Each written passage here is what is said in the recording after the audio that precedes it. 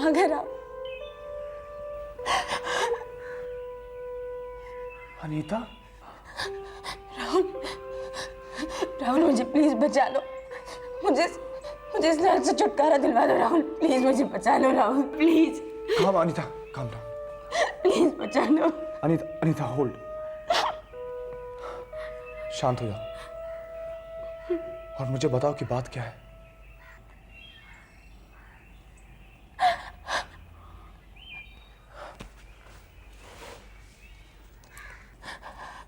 ये लेटर तुमने दिया था ना?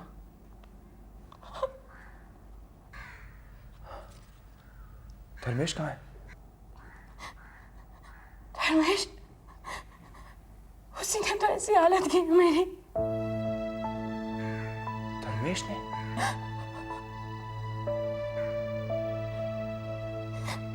मेरी शादी के बाद तुम तो कनाडा चले गए थे ना। तो क्या करता अनीता?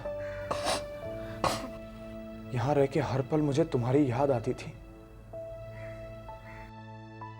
मुझे भी हमेशा यही ख्याल रहता था कि तुमसे शादी न करके मैंने सबसे बड़ी गलती की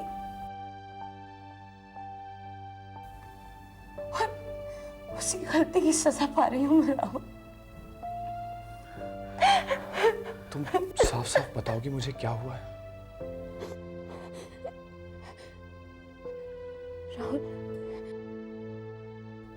हमारी शादी के 1 साल बाद धर्मेश के मम्मी पापा का एक्सीडेंट हो गया और वो चल बसे।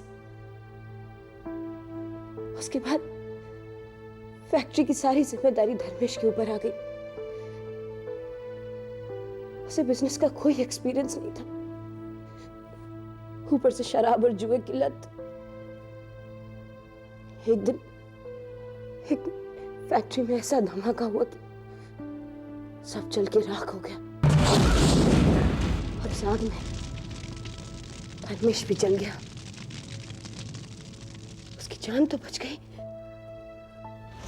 उसका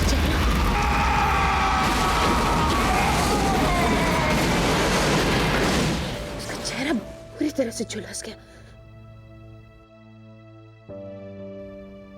और उस दिन के बाद उसने अपने आप को कमरे में बंद कर लिया, सबसे मिलना जुलना छोड़ दिया। अरे लेकिन बदसूरत होने से कोई किसी से मिलना जुलना तो नहीं छोड़ देता ना? दुनिया में ऐसे कितने बदसूरत लोग हैं। नहीं राहुल, तुम नहीं जानते, धर्मेश के चेहरे को देखकर घिन आती है, दहशत होती है। मैं तो उसकी बीवी हूं, तो नहीं देख पाती, कोई बाहर का क्या देखेगा?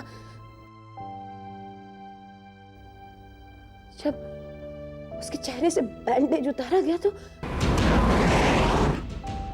अपना चेहरा नहीं देख पाया।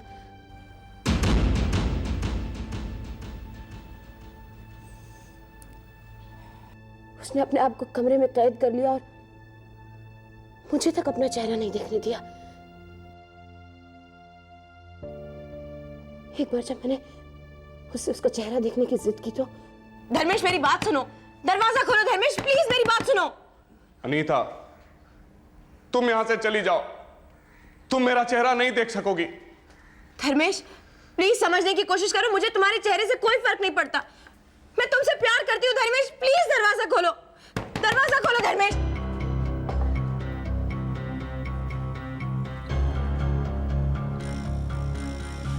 मेरी बात सुनो धर्मेश, प्लीज मेरी तरफ देखो।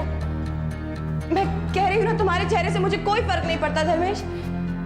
मैं अब भी तुमसे प्यार करती हूँ, मैं तुम्हारी बीवी हूँ धर्मेश। धर्मेश प्लीज मेरी तरफ देखो, धर्मेश, धर्मेश।